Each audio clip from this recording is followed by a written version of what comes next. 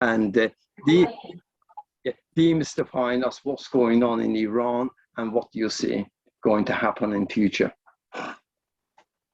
Thank you, Oscar. Hello, everyone, and thank you for having me here. It's really a privilege to meet you all, that I know that you guys been fighting the same fight in a different context. And I think I understand I have like 10 to 15 minutes, so I'll try to summarize it. But mainly, I would love to hear your ideas and views. And so if I start with basically what's going on now, and then I will try to give a kind of context in why is it now the protests have been going on for more than a month, and the basically different section of the society, and at the end, what is it that I need help with you guys especially. So I mean, the recent event, I think I'm very glad that almost most of people in the world know what's going on.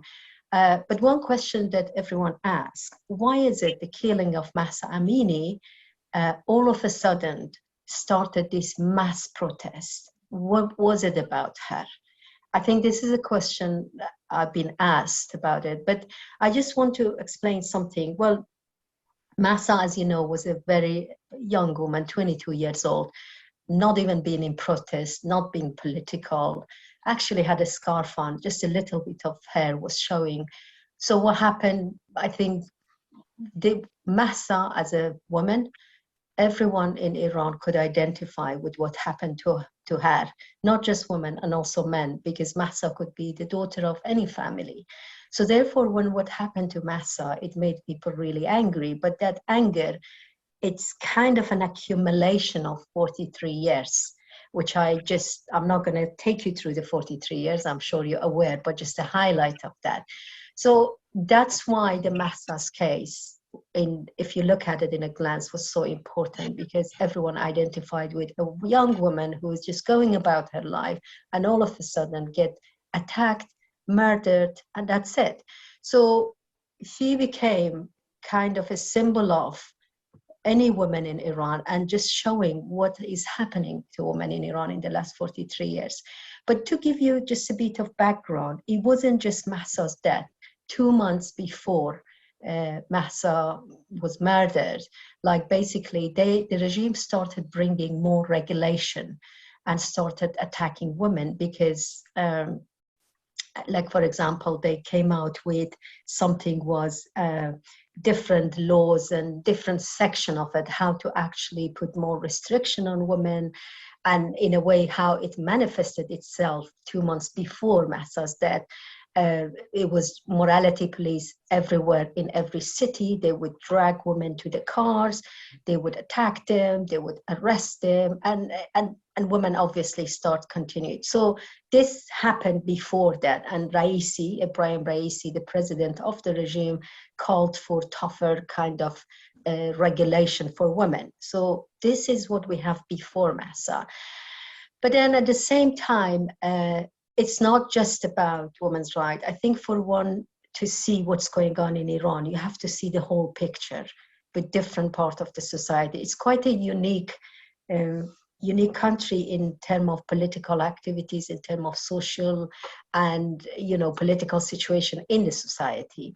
So when you go back, even before this regulation, I must say something to begin with. There are two parts of the society that has always fought against regime from the day one, and that's the workers and women. So workers has, even though maybe it wasn't on the news that much, but constantly continued protesting, rallying in their workplace or going on strike, even though the strike is not obviously legal in Iran. And on the other hand, women from the day one, 1979, few months after the regime came on the power, and they wanted to impose the hijab rule, so they started fighting in different shape and format, like on the street, confronting the morality police. At the time, it had another name in the 80s, and all that. So these are the two parts who always been kind of helping the movement to just constantly have that momentum and go forward. So in the last, we have a few, even though we've been fighting from the day one against the regime, but we have a few maybe dates that are really important. You all know about the 2009, the protests after the so-called election, and many people were killed. So after that, when we go, the protests still continued, but we had one massive protest in December 2016 to January 2017, that it was a nationwide protest, and we had something around, I believe, more than 3,000 were arrested, more than 20 people were killed. So we had that huge uprising. Regime thought that that would stop people from protesting, but what happened after that, between 2017 to 2019, where there was that another massive protest, one thing that was very visible, the workers' strikes, including the steel workers, Ahvaz is one of the part of the Khuzestan, a very, very important province in Iran that kind of oil industry is mainly there. And also the truck drivers went on strike, teachers went on strike. So between 2017 and 2019, lots of protests happened and continued. And also, I'm sure you know about Haftape sugarcane workers. They went on strike, many of them were arrested. So the protest didn't stop, continued, until we come to November 2019, the largest ever protest before this one, where 1,500, more than that, were killed by the regime. Around, I think, 8,000 people were arrested. And we had that one, and people were protesting. So I'm talking about this accumulation of protest, anger, and people determination to fight against regime. And then we come to January 2020, when the flight PS752, the Ukraine International Airline, was attacked by the IRGC, Islamic Revolutionary Guard. And that also, when they killed 176, that added to that anger against the regime. So, but one thing was very visible against workers' strike. Despite that, many of them were arrested, been attacked, been expelled from work. And you can imagine in the economical situation of Iran, how is it when a worker doesn't get any wage? Some of them, we had 2 or 3 workers that actually committed suicide because they couldn't do anything about their family. And between this section, another part of the society came in, and that was the justice-seeking movement, which consisted of families who lost their loved one, families whom their loved one was in prison and in prison still. So they continued. After 2019, regime thought that this time I'm going to push people back, but it didn't work. Actually, the teachers' protest was more and more and more, the retirees' protest. So before the more restriction for hijab, before Mahsa was killed, we witnessed months of teachers on strike, not weekly. It used to be weekly, it used to be monthly, daily actually, and that was nationwide, everywhere. So in a way that they arrested many teachers. I'm sure you're familiar with the name of Rasul Bodaghi or Ismail Abdi. These are people, or Mohammed Habibi. So these are teachers that were arrested, many of them, many more. But then that didn't stop. So it's almost like regime was helpless, couldn't control this protest that was daily. And what he did, in my view, this is obviously my analysis on that, in my view, now they had to come out with something else. And that was putting more pressure on the huge part of the society, women. So they started, that's when they started the restriction that I mentioned earlier. And that led to basically what happened to Mahsa. I hope it makes sense. So again, the protests still continued. Everything was continued until now, of when that happened to Mahsa. People started protesting. And this is very, very unique, I must say, actually, because in a sense, we've never had any protest that continued for this long. This is the second month. And another part of it is the schoolgirls who joined the protest. We've never had that. Many of them are arrested, many of them be detained, many of them be taken to so-called psychological center, which is, to me, it's a psychological torture. So it's been quite massive up to now. And obviously the leader of this movement was women who burned hijab and who took on the street. And even it's unbelievable, even though the security forces are attacking people, women are walking without hijab and they, as an act of defiance, and they are actually confronting the security forces. Where we have this, it's not like millions of people on the street. It's more like in a pack, and young people that we are in contact, they're saying that we're actually doing it purposely. Within every local area, what we do, we protest. So by the time the security forces come to us, another area will start protesting. But what we people been asking is the workers joining the strike, because we all know that we had the experience of 1979 revolution, that how the nationwide workers strike, especially the oil industry, will actually completely paralyzes the Islamic regime. So therefore, we are witnessing now, fortunately, lots of protests from Haftape, from oil workers. They are all slowly joining. The teachers are saying that we come to the school, but we're not going to teach. It's a form of strike that they're on it. And also many cities, especially in Kurdistan, west of Iran, where Mahsa was from, they are on strike literally every day. All the shops are closed. And so therefore there are. But I'm happy in the question and answer to explain more, but I'm hoping that I've given you an overview of the background of what happened before Mahsa, what's happening now. And again, now we see these two sections of the society, women and workers are the one that continuously fighting. We also seeing that the university student has joined massively. It's every day, the protest. I think what I would love to hear from you is your idea and what opportunities, what power, what kind of how you can help these people. I think one of the things, because obviously my main work is on the political prisoners and situation of women, but in this period, there are many detainees. I can't tell you how much. I mean, apparently it's up to, it could be up to 10,000, 12,000. So therefore, there are only lots of jailed workers, 250 workers from Asaluye petrochemical workers. They are now in prison.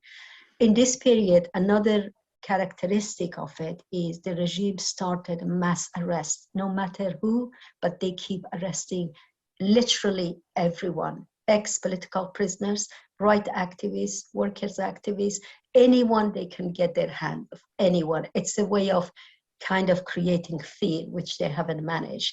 And you know, you heard about Evin prison, the fire in Evin prison, which in my view, it was completely intentional in order to get rid of the prisoners, because many detainees are kept there. People like Reza Shahabi, the bus driver that I'm sure you know, he's still in prison. He's being given further sentence. So I think right now, what I would like to ask, what can be done about these detainees? We get reports from prison, rape, torture, threatening them that if you don't give me the password for your telephone, so the IRCG, so they can enter, then we're going to rape you. And there are lots of reports from families that we're in touch that they do not know actually what their children are whatsoever. School children are still in prison. There are reports on even raping these school children, unfortunately. So there are lots. So what I'm trying to say, how I think about it, there is a kind of a short-term and longish term, maybe help you guys can support. I'm saying longish term because we don't know how long the Islamic regime going to be in power. And one of them, I think the most important, how can the Labour Party, or specifically your branch and your your colleagues can help with pressuring the Islamic regime to release detainees? Could it be through campaigning? Could it be through the parliament? I don't know. I mean, you know your power and your kind of opportunities better.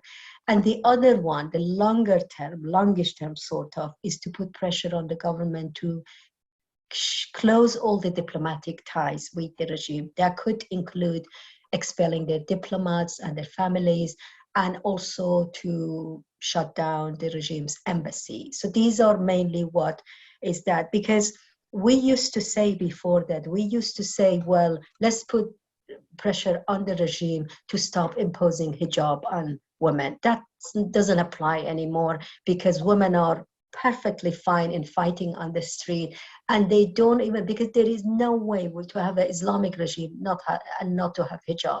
So now we're in the state that every day there is a protest in Iran. They bravely, I mean, I was a political prisoner, I was in Iran, but I still am amazed by the bravery of these men and women and young girls. So I think now the point is, how can we pressure to release these detainees? Because I think their life is extremely in danger, and they could be killed any minutes actually in prison. And we saw that in Evin prison. I spoke a lot, so I'm gonna stop speaking. I'm here. Any question, any thought? I love to hear your thoughts and your suggestion. Thank you so much for the time. Oh, thank you, Shiva.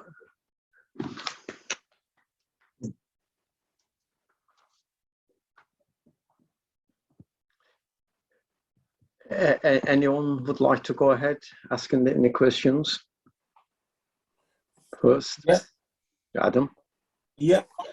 First of all, thank you very much indeed, Shiva, for that. Some bits I knew, some bits I didn't, and you did extraordinarily well to condense so much history into that short space of time. So thank you for that, to give us an oversight. I think potentially it's, from the outside, it's good and bad in that, to simplify things dramatically, Iran is not liked by our government or the Americans. So there's that one thing in the favour. However, of course, geopolitically, Iran is extraordinarily important at the moment. So they're going to tread lightly. What I wanted to know of you as well, obviously the sanctions, quite a lot of sanctions on Iran at the moment. And I know in other places, my personal opinion, the sanctions never hit the people they're intended to hit. They always hit the people the most. And I don't see much point in them. But I just wanted to get, that's my take as an outsider. I wanted to ask what your view is on the sanctions, because my thinking is one potential area is a potential lifting of XYZ based on the release of the prisoners. And I wanted to know what, from your perspective and those you know are protesting, do they view the sanctions in the same way, you know, uneducated people like myself from the outside view them, or are they happy that the sanctions are there as some kind of punishment? Because I'm trying to work of think of a way that you could strike a balance. As I say, it's easy in one way because the regime's not liked, but it's difficult in another way because of the geopolitics. So I'm just trying to grasp, is it something that would get behind a campaign for lifting of XY, or a realistic lifting of XYZ sanction in exchange for the releasing of prisoners?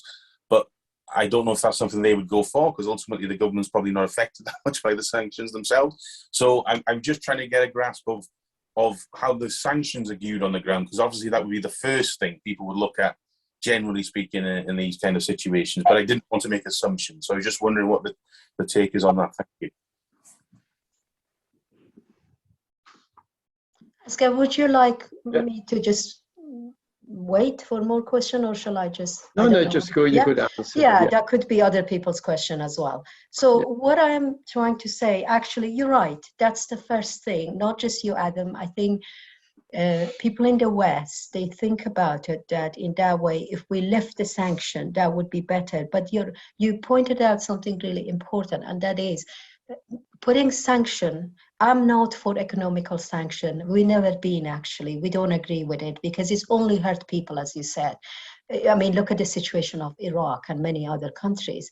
But at the same time, I think lifting the sanction would not help anyone. The reason for that is having sanction or not having sanction, the leaders and people in the Islamic regime, they accumulate money, they steal the money, and it doesn't matter really. Even if you look at it, they decided to have atomic bomb. People didn't decide, they decide. And what happened as a result? There was a sanction, and that sanction resulted in many people living below the poverty line. So I think, to be honest, people don't even ask about that. Even give me an example that is relevant to here. Do you remember Nazanin Zaghari, who was in prison, the dual Iranian British? If you remember at the time, regime was asking for, I think, £500,000 or something like that. At the time of the Shah, they paid for the tanks and all that. People actually didn't like it. They said, do not give back that money to the government because it's not going to come to us. So therefore, no, from what I would say, that is not relevant anymore. What people want, actually more sanction on the regime. If you notice recently, Canada has put sanction on around, I think, 140, because IRGC, the Islamic Revolutionary Guard, they are like mafia. They control all the industry in terms of even investing in other countries and many more. So therefore, sanctioning them, not allowing them to step into outside of Iran, sanctioning them and actually taking whatever they have, assets they have, that's what it helped. So I don't think people ask for remove the sanction because it's not going to benefit people. We know that. Okay. Any other questions? I don't want to take over. I have got more, but if no one else is coming in, I'm happy to throw them out there.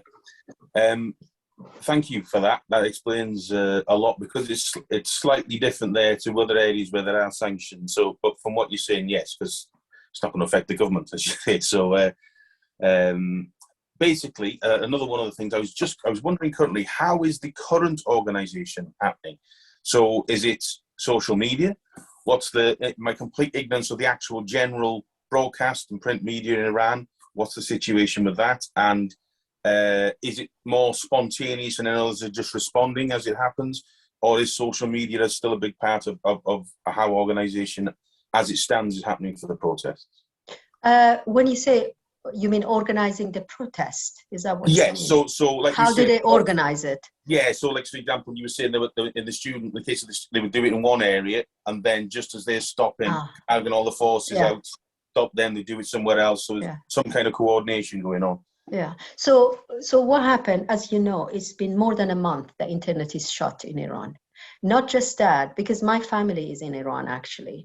Not just that, and sometimes the internal the telephone communication, the messaging system, that's been disabled sometimes because they don't want people, and especially these young people, to communicate with each other. But obviously there are limits because there are lots of VPN that they use, and they kind of go behind the filtering and all that. So they do communicate. Yes, they do communicate. Like, let's say if they're at a university, they do communicate with each other and they decide to do that. And then when they put it on the social media, and obviously social media include us, other people, everyone do that. Obviously that promotes more kind of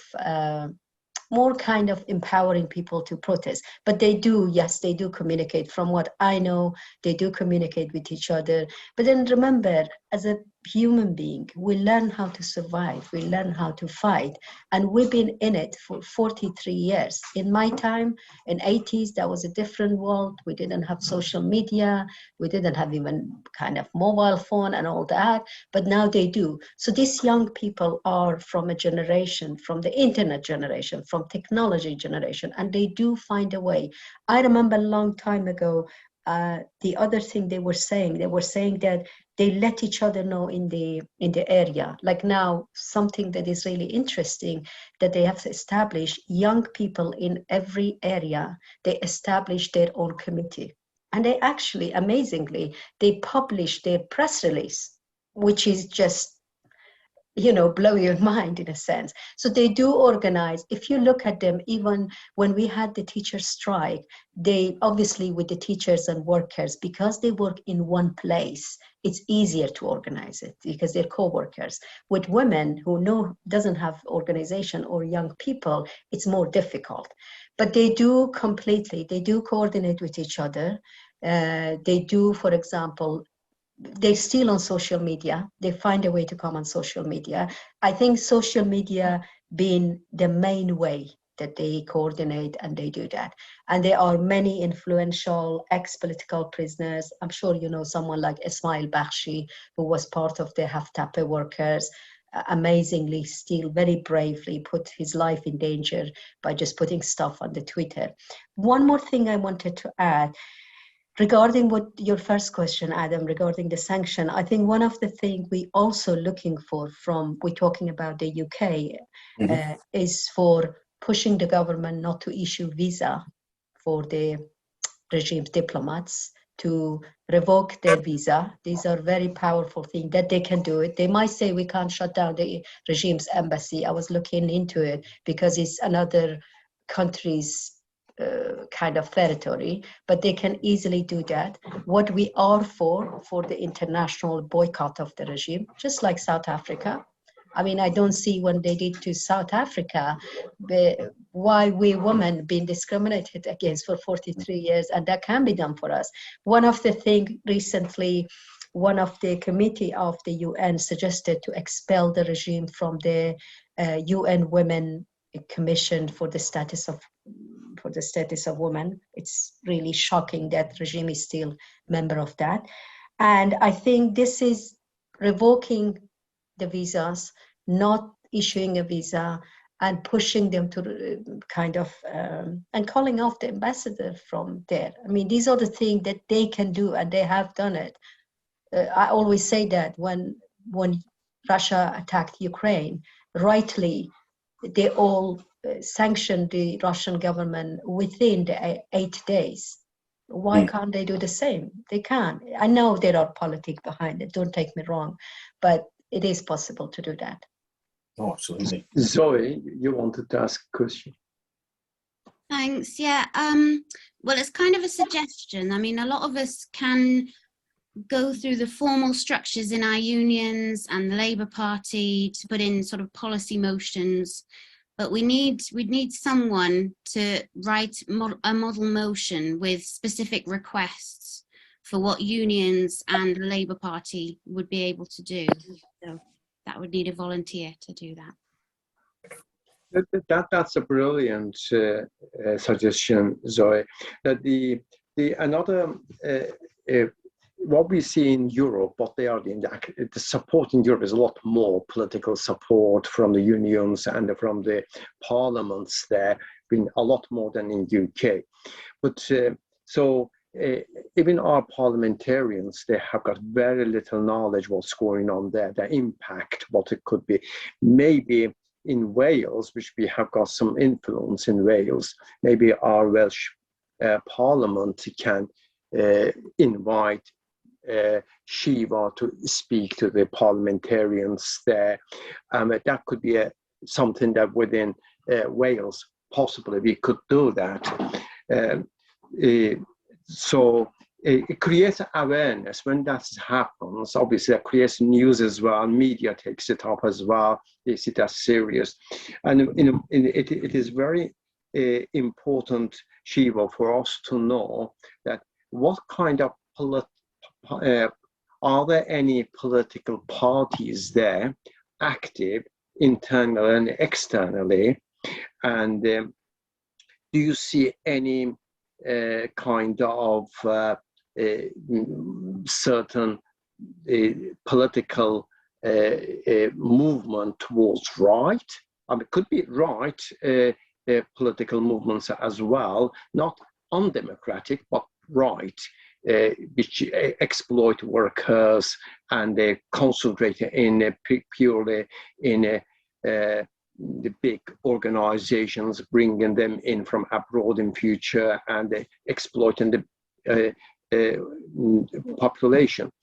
And that they could be another force there. And the left, how they are trying to push themselves forward. How do you see the actual society is? Is the society ready for a left movement, or just purely they want to have freedom and they want to have a lifestyle like in West, and they're happy with a democratic society like UK, or they want more equality? And what do you feel people, what is the trend? That's a really good question, Oscar, and also something, first of all, Zoe, I think that's a brilliant idea. That would really good. I'll be happy to speak anywhere you think it's helpful. And I think that's a good idea, because when you do that, it's going to be an example for other places to do it as well. We can always motivate others. Listen, this has been done here. What stops you from doing the same? So I guess that's really, really important. And as for what you pointed out, Oscar, I think that's a very good question, because of course, when we look at the society, we always think, what's happening? Where does it go? Well, as you know, I am the member of the Worker Communist Party of Iran as well. And I think we always have gone for what people want. People need to choose the power of the people in terms of being in the councils. They decide directly what happened.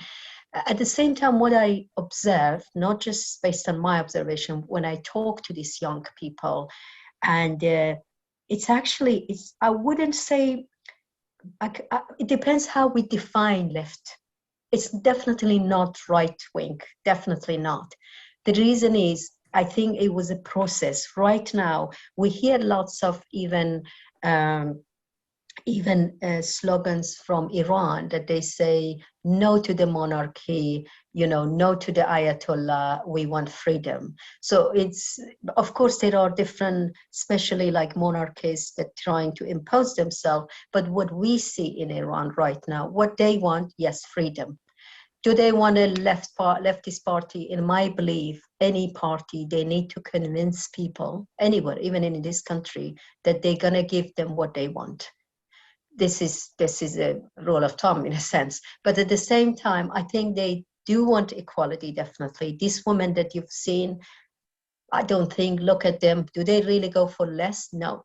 They also don't want something superficial, just having a larger number of women in the parliament. They actually want proper, real equality between men and women, and they're not going to go for less, because we have, like in these countries, the number of women in the parliament shows they have equality or not, or some people say so.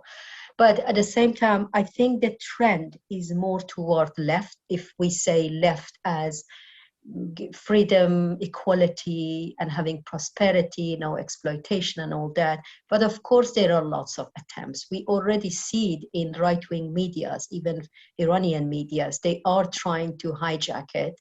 Like they are trying to say, well, people want monarchy, well, people want this and that. And of course, there is an attempt. Don't be surprised why so far the US hasn't done much about it, because they don't have an alternative at the moment. If they had an alternative like how they had it in Iraq or Afghanistan, perhaps they would go full force behind it. But I guess with Iran, it's a little bit different. 43 years of growing in a society that's been suppression and dictatorship, and people learn what their rights are and what they want. I don't think people go for less, definitely not a religious government whatsoever.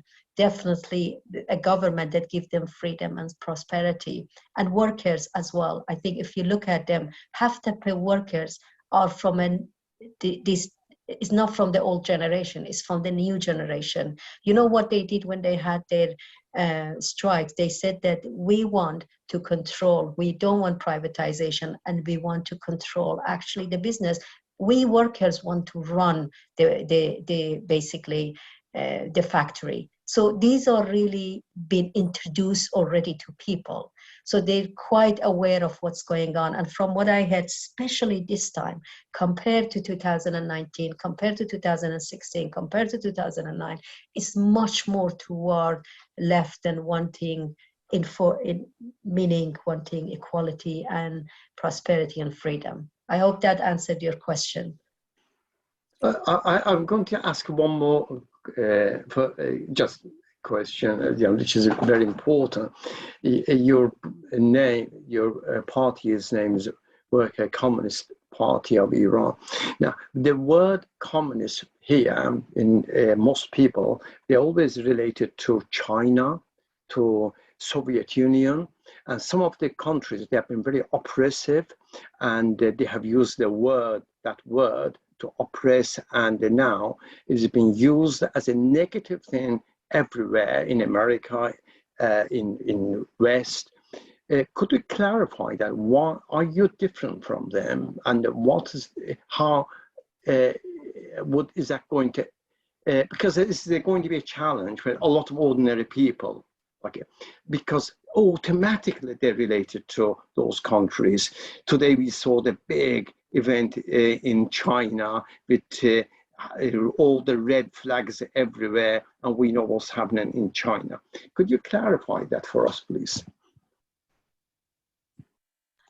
Yes, you're right. Of course, that this is not accident. This is what the media has continuously giving it to people, that this is what communist is. Well, we're not shying away from it. To be honest, let me give you I'm from west of Iran. I'm from Kurdistan. When I was there, no one shied away. People, I'm talking about normal people, that saying that I'm from Communist Party, I'm from this and that.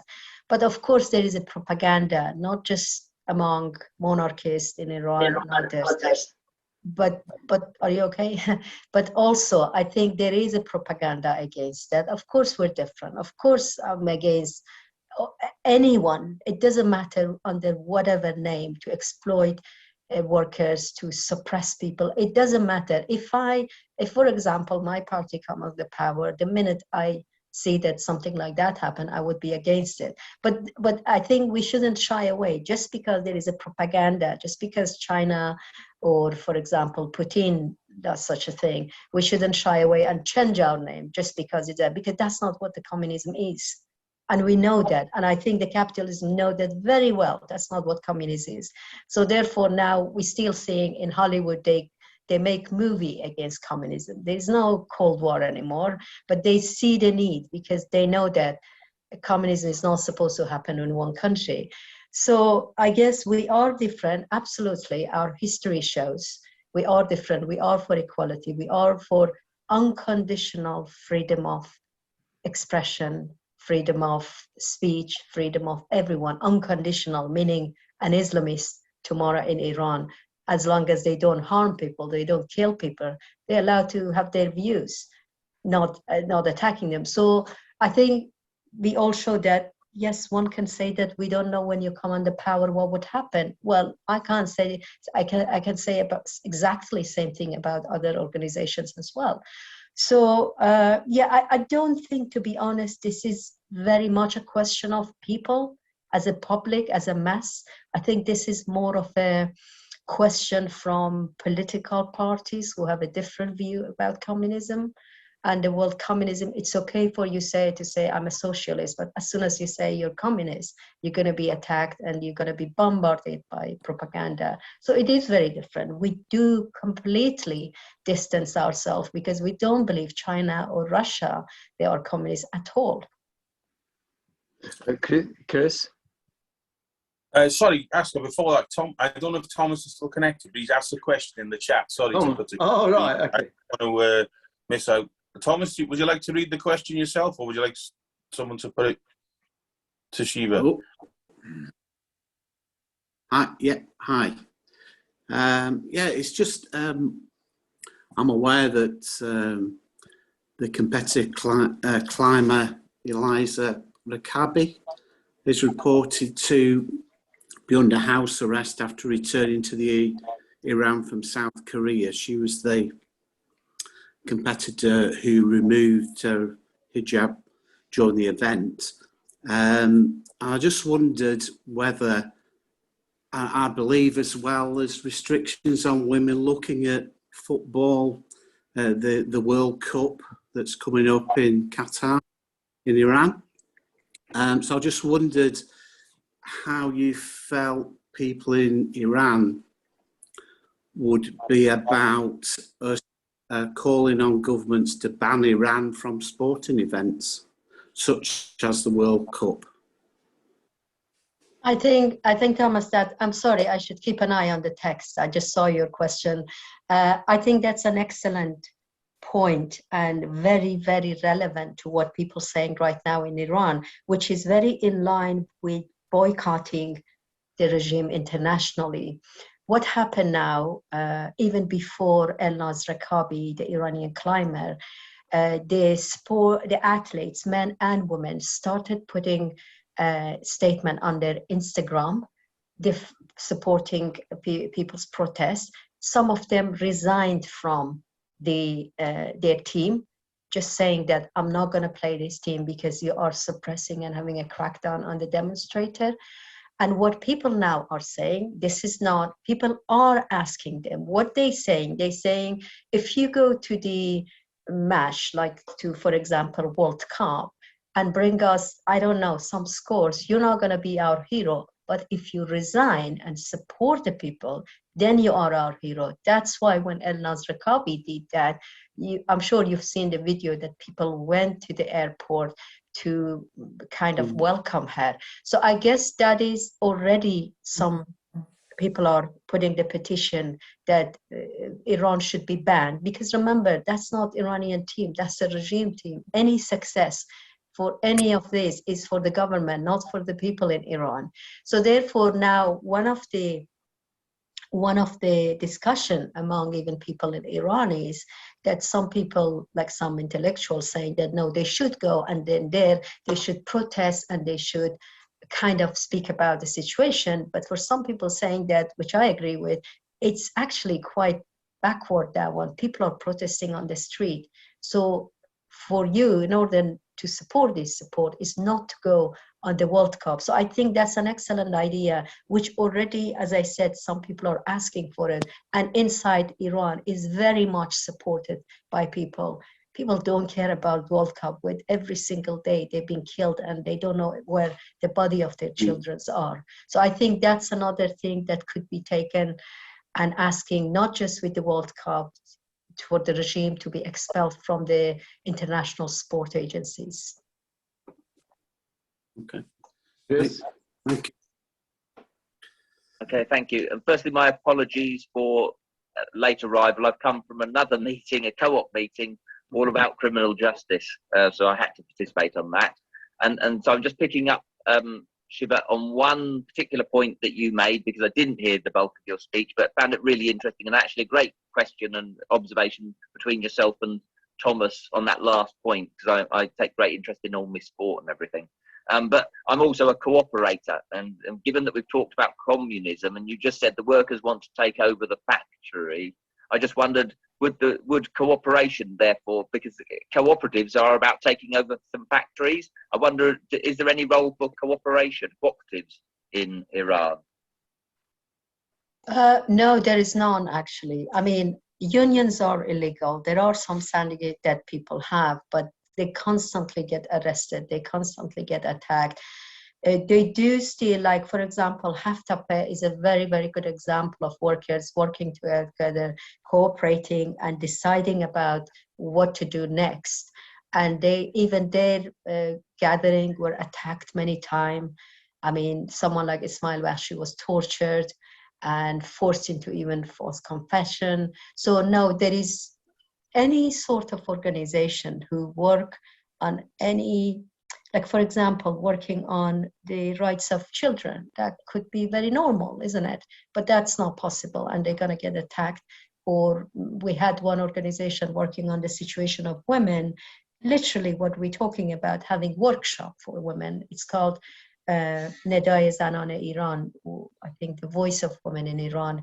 4 of them got arrested, now in prison. So no, I mean, even their gathering been attacked, even if they see their writing on Twitter and different places, they arrest them. So it's quite, especially in this period, and my thinking is because regime know it's the beginning of the end for them, they are attacking every single one who actually oppose them. Thank you. Adam? Yeah, so just to come back, what a couple of things, a couple of questions for you. The first one is to see if you are already actively working with Progressive International, the Peace and Justice Project, and I'm surmising Amnesty have done several reports. Well, I've read, but what their role is at the moment, if any, in terms of actually doing anything. So that's the first part. The second part is big question, but the end goal. Because what I mean by the end goal is, let's say in one form or another, the regime was removed, in however that came from underneath or from externally. Obviously, what then happens and comes in is I'd imagine the West are going to want to have a say in what's going on there, because they're highly unlikely to let a democratically elected communist party take over in Iran without doing something to stop that happening. So I'm just wondering what you envisage as an end goal here, and what that should look like from your point of view, regardless of what I just said. I think what that should look like, and what the realistic thing of that happening. So it's basically those three groups: Peace and Justice, Progressive International, Amnesty, but also what you see as, I know it's a big question, but what you see as the end goal. Thanks. Thank you, Adam. Well, with the international organization, yes, we do. I mean, when I say we do, of course, because I'm a member of the party, and also, but my main work is on political prisoners and women's rights. But we do, even in the party level, but especially in the political prisoner level, we do work with lots of organizations, including Amnesty. And they do great work, obviously, but I think in some way, as I'm sure you know, there are lots of bureaucratic process that it's maybe the work is a bit slow, maybe, I don't know, all those regulations that they have, which we don't, but they're doing a great work, and we participate. Like, for example, we had, I don't know if you know the organization called Frontline Defenders, and they're based in Ireland. We do work with them a lot as well, and one of the campaign we had with them was regarding jail children, like the right activists. So we do work with lots of them, because I am a big believer of cooperating together. It doesn't matter, we have a different view, but our aim is to pressure the regime. And I think the only way to do it, you don't have to compromise in what you think, but at the same time, like pushing for releasing the political prisoner, this is not a necessarily ideological thing, and we can all work together. Like the campaign to free political prisoners, we have people who are religious, we have people who have different views. I'm a communist, but it doesn't matter really, because at the end of the day, we're working towards one goal. So we actually welcome any work. I used to also live in Canada. I worked a lot with unions, especially CLC, Canadian Labour Congress, and some others, and they were quite supportive, and we were able to work with them in terms of, at the time I was mainly working on women's rights. In terms of the end goal, it's, I don't think anyone could say this is what's going to happen. I totally agree with you. The big powers, as we may call it, they're not going to just let, because Iran is geopolitically quite important. Politically, it's very important. Similarly, how when the regime came under power, it's actually reinforced all these Islamist groups. Similarly, I mean, if they gone, it will impact not just Iran, but the region. And therefore, yes, they will do that. But I think one difference is, even though I mean, our party is very active, but I don't claim that inside Iran we have visibly, like there. It's impossible. In Iran, we don't have a political party, and mainly they are outside. But remember, the social movements, they're all different. Like there are lots of people who, for example, agree with the manifesto of our party, but they're not, namingly, they are member of the party. I think perhaps it has to be the revolution. People say, don't call it protest anymore because it's a revolution. And they've been very clear on that. And that tells you the growth in the society, because before they wouldn't do that actually, but now we can see that, as well as they saying, what if I translate it, they say down with the suppressor, either the Shah or the mullahs, and they're very clear. So therefore, any political party, including our party, needs to be able to mobilize. I believe from what I've seen inside Iran, there are many leaders already there, especially among workers, because they work quite well actually recently. I think for me, the ideal is getting rid of the Islamic regime, having an opportunity for all these groups to put forward their manifesto, like many other countries. But of course, the main goal is not having a party to be on the power, rather giving the power to the people in form of the councils, generally, and how they can run the country. But I know that history showed that is not as simple as that, but this is what we're trying for. And I think people in Iran, they have a really huge potential. They might know exactly this is the party one, but they exactly know what party or what party can kind of meet their needs in a sense. So I'm very trustful in terms of this young generation and what they want, but it's very challenging. I agree. It's more challenging perhaps than Iraq or Afghanistan. It will be very challenging. Yeah, thank you. And that's where, can I just add something? And I think that's where the international solidarity comes in. Because if we have the support of the huge unions around the world, they have the power to do that. They have the power to impact the governments even. If they have this international solidarity, I think that's one guarantee that, for example, the US, even the UK government or any other government, they're not gonna go and implement what they want. I think that's another, because we all, especially now, international solidarity means something. I think that's what we need to work on it. Yeah, that sounds very good, Shiva. I mean, it's a trade union statement of solidarity will be a very, very powerful statement, which is Zoe initially mentioned. That's a type of solidarity, probably, especially with the workers of Iran. Anthony, you raised your hand. Thank you, and thank you, Shiva, for joining us today. Really enjoyed listening to you and listening to comrades' questions and contributions. I just think sometimes we can I'm really sucked into thinking differently about an international situation than we do about a national situation, and start thinking about sort of diplomacy and Western, inverted commas, democracy. And I think it's really important as socialists, we take a working class position and a socialist position, because we all know damn well there's nothing more that will put the fear into Western imperialism than a movement of the Iranian working class, and they'll do everything they can to put it down and start shaking hands with the mullahs again. So I think it's just really, really important that when we start discussing international issues, we don't start by looking at some sort of nuanced position when it comes to workers in struggle, and we take a position that's independent of liberal democracy, if you like. And I just think that's really it's really, really important that there's that regardless of where they are, where working class people, where women, where students are struggling, we support them and don't take nuanced positions. I think we've seen many really what we would consider friends and socialists taking some really frankly weird positions on Russia and Ukraine, and it's because somehow we start to find some capitalist solution to it because it's going on somewhere else. And if socialism isn't anything, it's international. Workers' struggle is international, and I think that's really important. Okay.